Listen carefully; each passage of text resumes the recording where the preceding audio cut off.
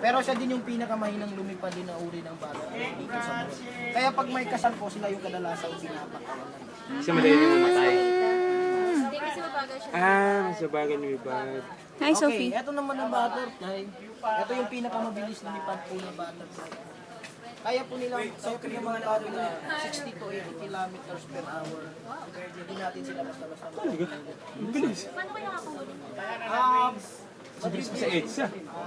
Kasi ang butterfly po, hindi natin sila basta ng pag marami. Kasi may season kasi ang butterfly. I-hatch na talaga sila, diba? Kung ano po yung season ng butterfly, kasi yung season. Lalo, pag mainit, pag summer din po yung season ng mga butterfly. Kasi butterfly po na, ano po sila sa init, sensitive po sila sa lamig.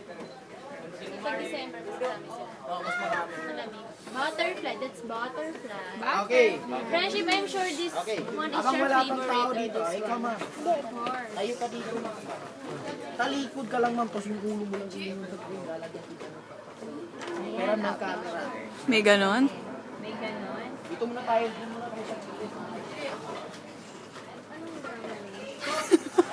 Iwan niyo ako dito. Anong drama nun? I see. Sok!